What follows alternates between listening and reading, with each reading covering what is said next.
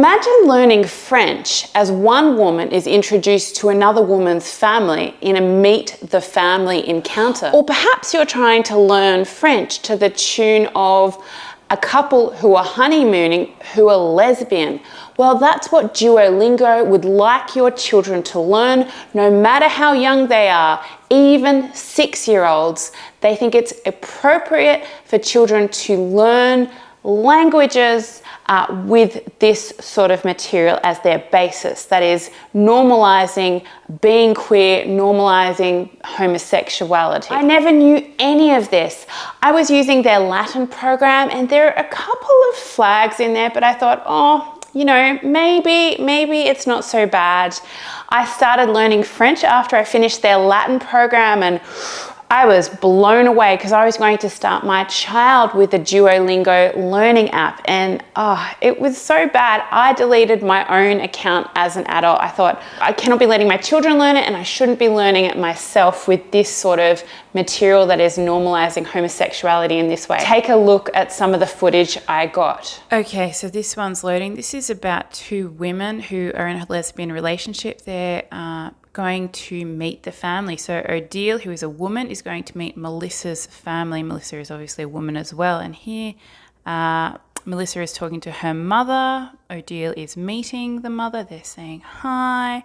And she's introducing, Melissa's introducing Odile to all of her family. Odile is saying, you have a big family. And the mum says, I only have one daughter. And says, oh, now I have two. Now this one's about a honeymoon. They're in a taxi. I think they've had a fight together. The taxi driver is a little bit nosy here, and he's like, oh, are you, where are you off to with your husband? She said, my wife, but we've had a fight. And then right at the end of this story, they meet at the airport and they make up again. Well, you might be wondering where all of this is coming from, and it is coming very much from their way of thinking, because a lot of their staff are actually in the LGBTQ community. Here they have an article where they showcase different men who identify as homosexuals, or that very long acronym, and they tell you about them. And then here is Jesse and Jackie, content developer. Here they use all the pronouns which are socially acceptable these days. So here we have two lesbians. They're married, mums. We can go down here. This lady identifies as bi or queer. People who are on the staff, and this fellow was right at the top here. And they tell you what they identify as here. Okay, so here I thought it'd be really helpful to go back to the original source to see what Duolingo is saying about itself and what it really wants to promote and put in the curriculum.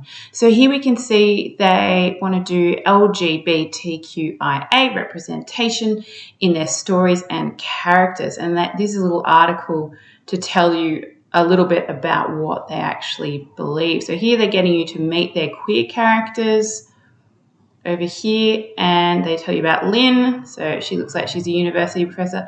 Now, here's a person, I thought when I first saw this character, I thought, I've been brought up in a pretty sheltered environment, but I thought, are they trying to make her look like a lesbian? And then as I went through and I saw what the curriculum was trying to really promote, I was like, well, yeah, definitely that's what they're going for. The shaved head, the short haircut, the kind of dressing in a masculine fashion, the one earring in the ear. And then here they tell you a little bit about that. She dates sometimes, but only when it happens to fit.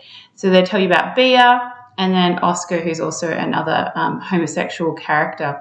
Here they tell you about how they're trying to normalize homosexuality and queerness in their stories. And here they give a little recap of some queer conversation. So I have a ticket to California. Well, tickets to California is very nice. It's my honeymoon. Where is your husband? I don't have a husband. I have a very difficult wife.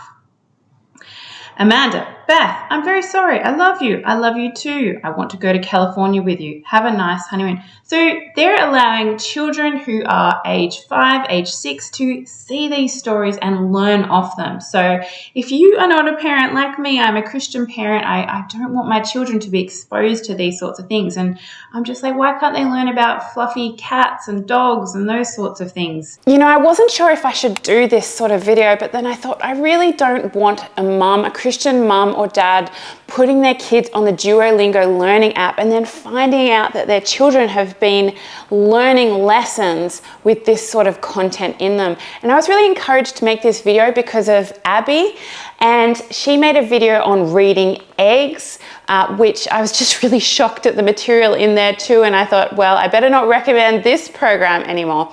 So if you want to watch Abby's video, I've linked it here. It really is a must watch.